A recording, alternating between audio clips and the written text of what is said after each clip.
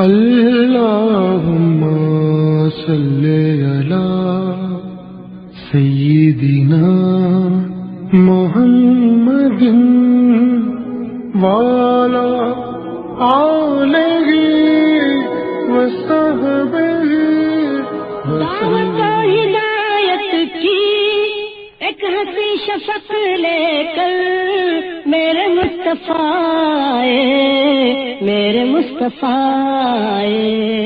کفر کے اندھیروں میں نور کا طبق لے کر میرے مصطفیٰ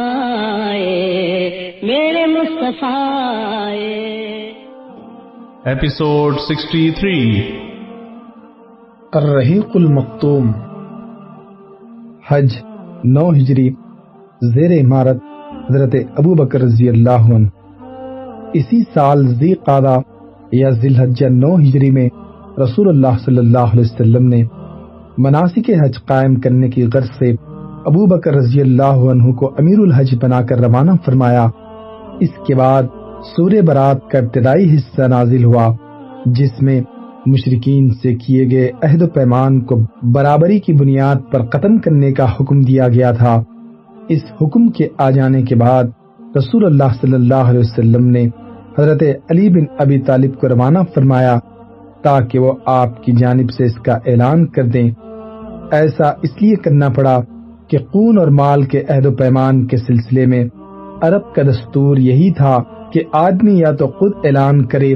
یا اپنے خاندان سے باہر کے کسی بھی آدمی کا اعلان تسلیم نہیں کیا جاتا تھا۔ حضرت ابو بکر رضی اللہ عنہ سے حضرت علی رضی اللہ عنہ کی ملاقات ارج یا وادی زجنان میں ہوئی۔ حضرت ابو بکر رضی اللہ عنہ نے دریافت کیا کہ امیر ہو یا مامور؟ حضرت علی نے کہا نہیں بلکہ مامور ہوں۔ پھر دونوں آگے بڑھے۔ حضرت ابو بکر نے لوگوں کو حج کرایا۔ جب 10ویں تاریخ یعنی قربانی کا دن آیا تو حضرت علی بن ابی طالب نے جمرہ کے پاس کھڑے ہو کر لوگوں میں وہ اعلان کیا جس کا حکم رسول اللہ نے دیا تھا، یعنی تمام عہد والوں کا عہد ختم کر دیا اور انہیں 4 مہینے کی مہلت دی۔ اسی طرح جن کے ساتھ کوئی عہد و پیمان نہ تھا انہیں بھی 4 مہینے کی مہلت دی گئی۔ البتہ جن مشرکین نے مسلمانوں سے عہد نبھانے میں کوئی کوتاہی نہ کی تھی اور نہ مسلمانوں کے خلاف کسی کی مدد کی تھی،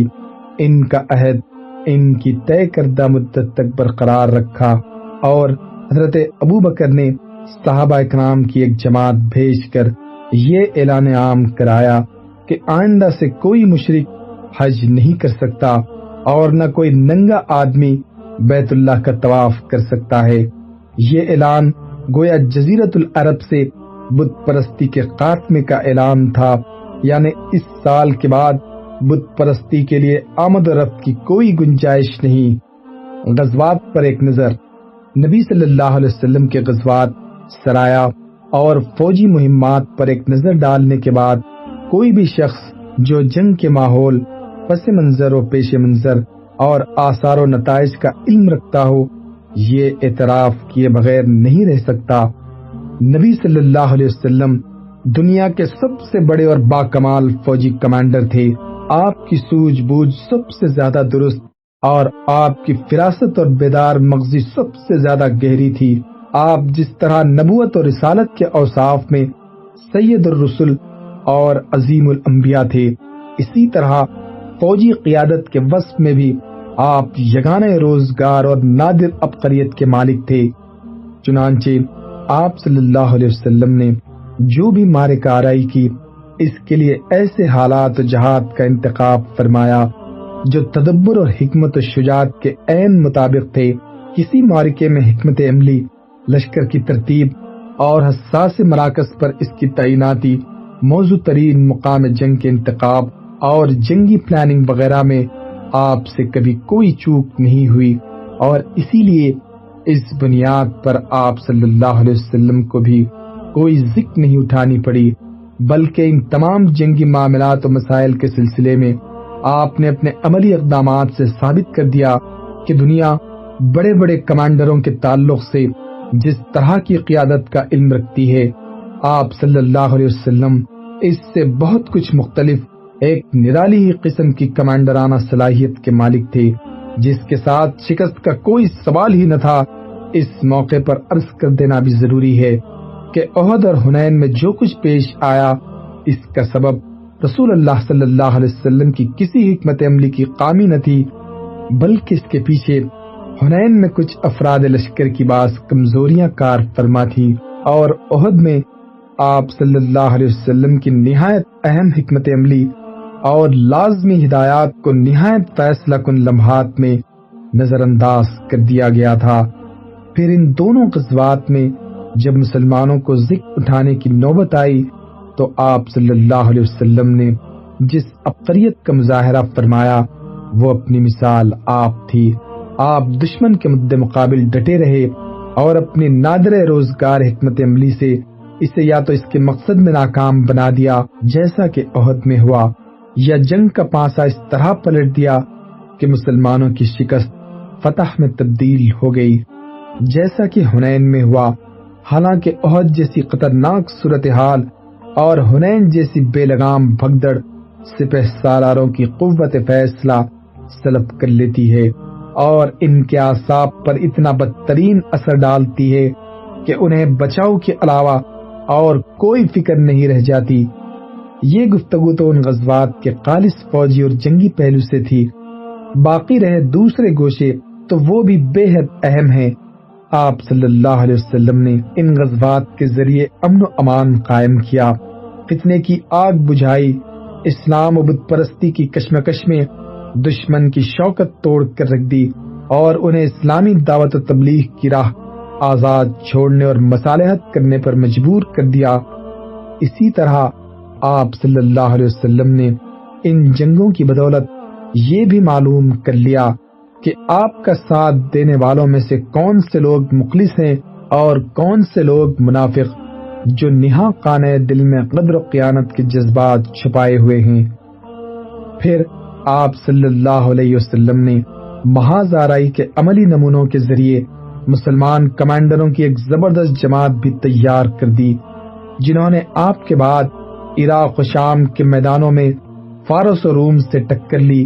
اور جنگی پلاننگ اور تکنیک میں ان کے بڑے بڑے کمانڈروں کو مات دے کر انہیں ان کے مکانات و سرزمین سے، اموال و باغات سے، چشموں اور کھیتوں سے، آرام دہ اور باعزت مقام سے اور مزیدار نعمتوں سے نکال باہر کیا۔ اسی طرح رسول اللہ صلی اللہ علیہ وسلم نے ان غزوات کی بدولت مسلمانوں کے لیے رہائش، کھیتی، پیشے اور کام کا انتظام فرمایا، بے خانمہ اور محتاج پناہ گزیوں کے مسائل حل فرمائے، ہتھیار، گھوڑے، ساز و سامان اور اخراجات جنگ مہیا کیے، اور یہ سب کچھ اللہ کے بندوں پر ذرہ برابر ظلم و زیادتی اور جور و جفا کیے بغیر حاصل کیا۔ آپ صلی اللہ علیہ وسلم نے ان اسباب و وجوہ اور اغراض و مقاصد کو بھی تبدیل کر ڈالا جن کے لیے دور جاہلیت میں جنگ کے شعلے بھڑکا کرتے تھے، یعنی دور جاہلیت میں جنگ نام تھی لوٹ مار اور قتل و غارت گیری کا، ظلم و زیادتی اور انتقام و تشدد کا، کمزوروں کو کچلنے، آبادیاں ویران کرنے اور عمارتیں ڈھانے کا، عورتوں کی بے حرمتی کرنے اور بوڑھوں، بچوں اور بچیوں کے ساتھ سنگ دلی سے پیش آنے، کھیتی باڑی اور جانوروں کو ہلاک کرنے اور زمین میں تباہی و فساد مچانے کا۔ مگر اسلام نے اس جنگ کی روح تبدیل کر کے اسے ایک مقدس جہاد میں بدل دیا، جسے نہایت موزوں اور معقول اسباب کے تحت شروع کیا جاتا ہے، اور اس کے ذریعے ایسے شریفانہ مقاصد اور بلند پایہ اغراض حاصل کیے جاتے ہیں جنہیں ہر زمانے اور ہر ملک میں انسانی معاشرے کے لیے باعث اعزاز تسلیم کیا گیا ہے، کیونکہ اب جنگ کا مفہوم یہ ہو گیا کہ انسان کو قہر و ظلم کے نظام سے نکال کر عدل و انصاف کے نظام میں لانے کی جدوجہد کی جائے، یعنی ایک ایسے نظام کو جس میں طاقتور کمزور کو کھا رہا ہو، الٹ کر ایک ایسا نظام قائم کیا جائے جس میں طاقتور کمزور ہو جائے جب تک کہ اس سے کمزور کا حق نہ لیا جائے۔ اسی طرح اب جنگ کا معنی یہ ہو گیا کہ ان کمزور مردوں، عورتوں اور بچوں کو نجات دلائی جائے جو دعائیں کرتے رہتے ہیں کہ اے ہمارے پروردگار، ہمیں اس بستی سے نکال جس کے باشندے ظالم ہیں، اور ہمارے لیے اپنے پاس سے ولی بنا اور اپنے پاس سے مددگار بنا۔ نیز اس جنگ کا معنی یہ ہو گیا کہ اللہ کی زمین کو غدر و خیانت، ظلم و ستم اور بدی و گناہ سے پاک کر کے اس کی جگہ امن و امان، رافت و رحمت، حقوق رسانی اور مروت و انسانیت کا نظم بحال کیا جائے۔ رسول اللہ صلی اللہ علیہ وسلم نے جنگ کے لیے شریفانہ ضوابط بھی مقرر فرمائے اور اپنے فوجیوں اور کمانڈروں پر ان کی پابندی لازمی قرار دیتے ہوئے کسی حال میں بھی ان سے باہر جانے کی اجازت نہ دی۔ حضرت سلیمان بن بریدہ کا بیان ہے، رسول اللہ صلی اللہ علیہ وسلم جب کسی شخص کو کسی لشکر یا سریے کا امیر مقرر فرماتے تو اسے خاص اس کے اپنے نفس کے بارے، اللہ عز و جل کے تقوی کی اور اس کے مسلمان ساتھیوں کے بارے میں خیر کی وصیت فرماتے، پھر فرماتے اللہ کے نام سے اللہ کی راہ میں غزوہ کرو، جس نے اللہ کے ساتھ کفر کیا ان سے لڑائی کرو، غزوہ کرو، خیانت نہ کرو، بدعہدی نہ کرو، ناک کان وغیرہ نہ کاٹو، کسی بچے کو قتل نہ کرو۔ اسی طرح آپ صلی اللہ علیہ وسلم آسانی برتنے کا حکم دیتے اور فرماتے آسانی کرو، سختی نہ کرو، لوگوں کو سکون دلاؤ، متنفر نہ کرو۔ اور جب رات میں آپ صلی اللہ علیہ وسلم کسی قوم کے پاس پہنچتے تو صبح ہونے سے پہلے چھاپا نہ مارتے۔ نیز آپ نے کسی کو آگ میں جلانے سے نہایت سختی کے ساتھ منع کیا۔ اسی طرح باندھ کر قتل کرنے اور عورتوں کو مارنے اور انہیں قتل کرنے سے بھی منع کیا اور لوٹ پاٹ سے روکا، حتیٰ کہ آپ نے فرمایا کہ لوٹ کا مال مردار سے زیادہ حلال نہیں۔ اسی طرح آپ نے کھیتی باڑی تباہ کرنے، جانور ہلاک کرنے اور درخت کاٹنے سے منع فرمایا، سوائے اس صورت کے کہ اس کی سخت ضرورت آن پڑے اور درخت کاٹے بغیر کوئی چارے کار نہ ہو۔ فتح مکہ کے موقع پر آپ صلی اللہ علیہ وسلم نے فرمایا کہ کسی زخمی پر حملہ نہ کرو، کسی بھاگنے والے کا پیچھا نہ کرو اور کسی قیدی کو قتل نہ کرو۔ آپ صلی اللہ علیہ وسلم نے یہ سنت بھی جاری فرمائی کہ سفیر کو قتل نہ کیا جائے۔ نیز آپ نے معاہدین غیر مسلم شہریوں کے قتل سے بھی نہایت سختی سے روکا، یہاں تک کہ فرمایا جو شخص کسی معاہد کو قتل کرے گا وہ جنت کی خوشبو نہیں پائے گا، حالانکہ اس کی خوشبو 40 سال کے فاصلے سے پائی جاتی ہے۔ یہ اور اس طرح کے دوسرے بلند پایا قواعد و ضوابط تھے جن کی بدولت جنگ کا عمل جاہلیت کی گندگیوں سے پاک و صاف ہو کر مقدس جہاد میں تبدیل ہو گیا۔ اللہ کے دین میں فوج در فوج داخلہ۔ جیسا کہ ہم نے عرض کیا، غزوہ فتح مکہ ایک فیصلہ کن معرکہ تھا جس نے بت پرستی کا کام تمام کر دیا اور سارے عرب کے لیے حق و باطل کی پہچان ثابت ہوا۔ اس کی وجہ سے ان کے شبہات جاتے رہے، اسی لیے اس کے بعد انہوں نے بڑی تیز رفتاری سے اسلام قبول کیا۔ حضرت عمر بن سلمہ کا بیان ہے کہ ہم لوگ ایک چشمے پر آباد تھے جو لوگوں کی گزرگاہ تھا، ہمارے ہاں سے قافلے گزرتے رہتے اور ہم ان سے پوچھتے رہتے کہ لوگوں کا کیا حال ہے، یہ آدمی یعنی نبی کا کیا حال ہے صلی اللہ علیہ وسلم، اور کیسا ہے؟ لوگ کہتے وہ سمجھتا ہے کہ اللہ نے اسے پیغمبر بنایا ہے، اس کے پاس وحی بھیجی ہے، اللہ نے یہ اور یہ وحی کی ہے۔ میں یہ بات یاد کر لیتا، گویا وہ میرے سینے میں چپک جاتی، اور عرب حلقہ بگوش اسلام ہونے کے لیے فتح مکہ کا انتظار کر رہے تھے۔ کہتے تھے اسے اور اس کی قوم کو پنجہ آزمائی کے لیے چھوڑ دو، اگر وہ اپنی قوم پر غالب آ گیا تو سچا نبی ہے۔ چنانچہ جب فتح مکہ کا واقعہ پیش آیا تو ہر قوم نے اپنے اسلام کے ساتھ مدینہ کی جانب پیش رفت کی، اور میرے والد بھی میری قوم کے اسلام کے ساتھ تشریف لے گئے، اور جب خدمت نبوی سے واپس آئے تو فرمایا میں تمہارے پاس اللہ کی قسم ایک نبی برحق کے پاس سے آ رہا ہوں،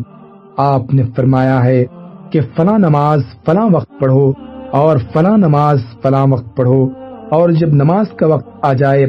تو تم میں سے ایک آدمی اذان کہے اور جسے قرآن زیادہ یاد ہو وہ امامت کرے۔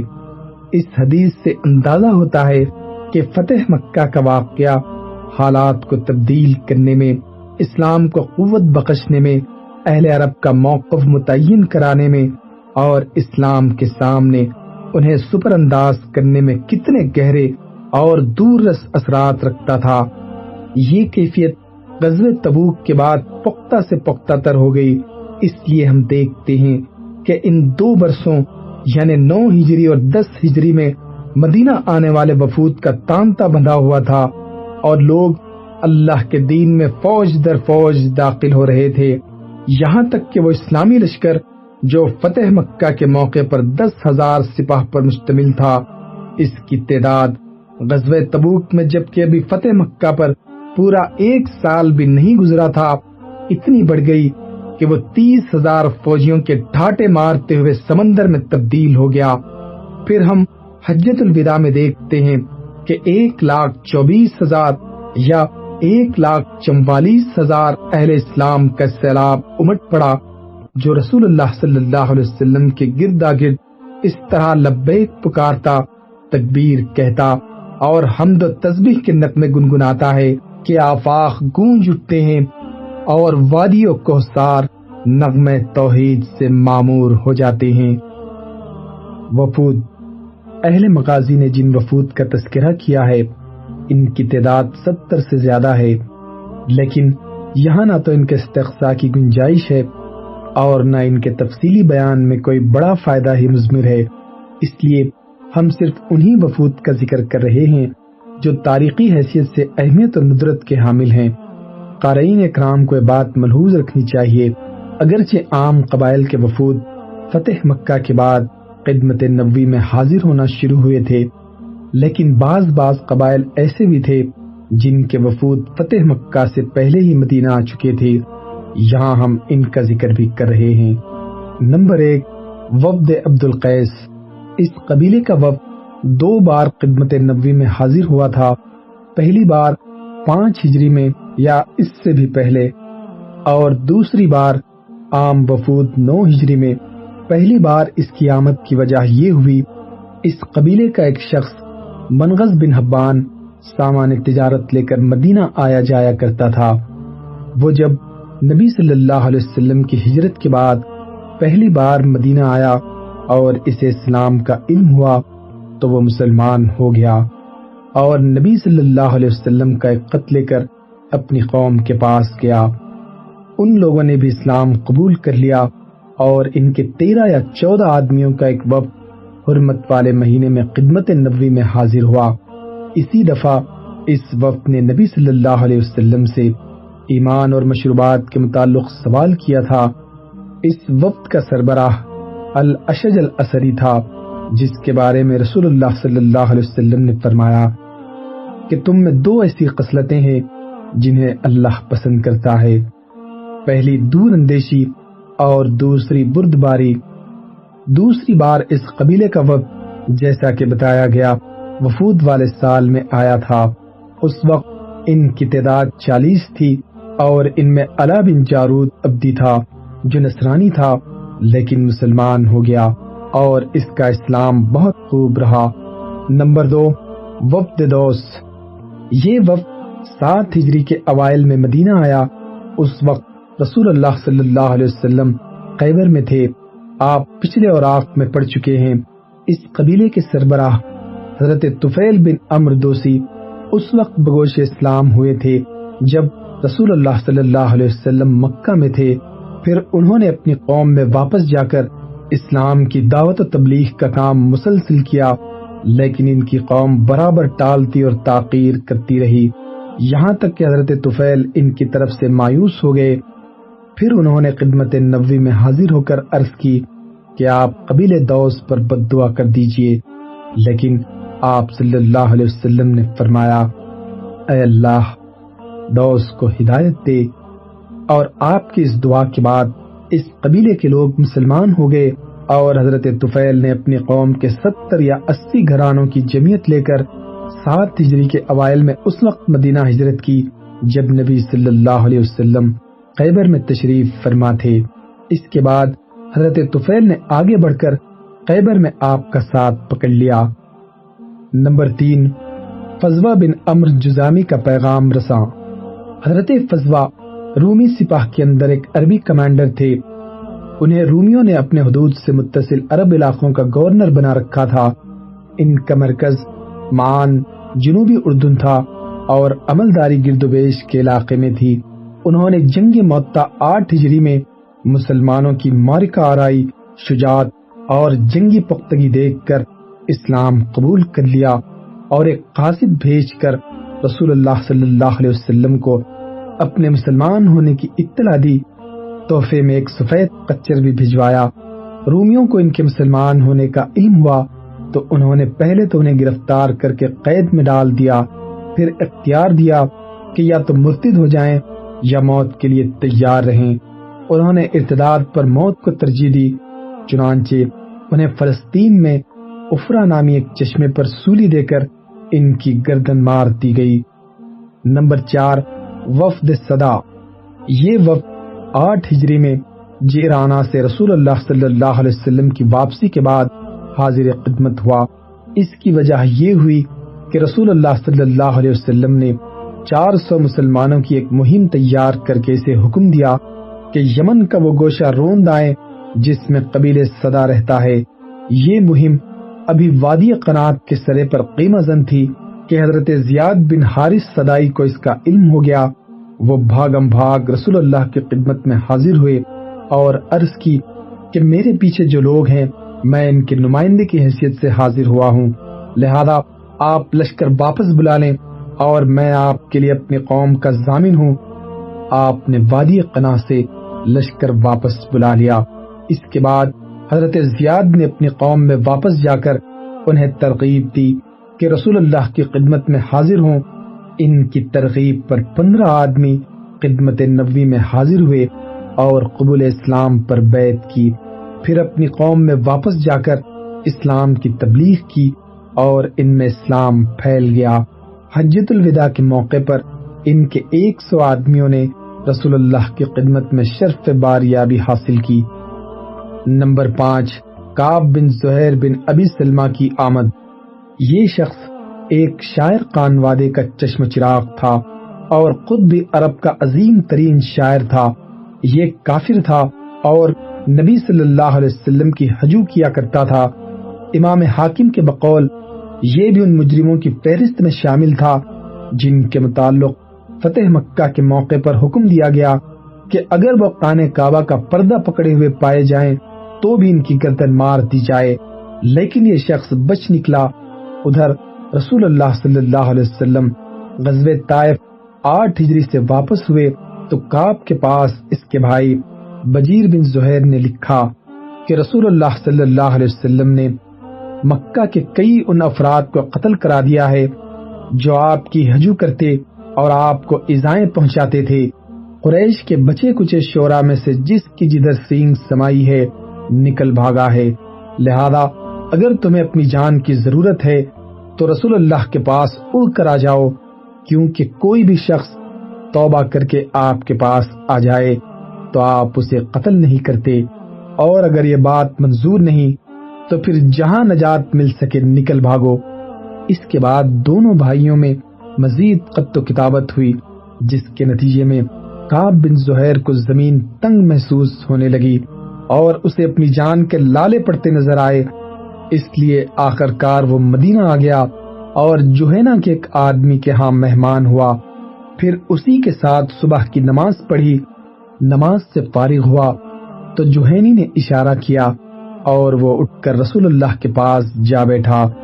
اور اپنا ہاتھ آپ کے ہاتھ میں رکھ دیا۔ رسول اللہ صلی اللہ علیہ وسلم اسے پہچانتے نہ تھے۔ اس نے کہا، اے اللہ کے رسول، کعب بن زہیر توبہ کر کے مسلمان ہو گیا ہے اور آپ سے امن کا خواستگار بن کر آیا ہے، تو کیا اگر میں اسے آپ کی خدمت میں حاضر کر دوں تو آپ اس کی ان چیزوں کو قبول فرما لیں گے؟ آپ صلی اللہ علیہ وسلم نے فرمایا ہاں۔ اس نے کہا میں ہی کعب بن زہیر ہوں۔ یہ سن کر ایک انصاری صحابی اس پر جھپٹ پڑے اور اس کی گردن مارنے کی اجازت چاہی۔ آپ صلی اللہ علیہ وسلم نے فرمایا چھوڑ دو، یہ شخص تائب ہو کر اور پچھلی باتوں سے دستکش ہو کر آیا ہے۔ اس کے بعد اسی موقع پر کعب بن زہیر نے اپنا مشہور قصیدہ آپ صلی اللہ علیہ وسلم کو پڑھ کر سنایا،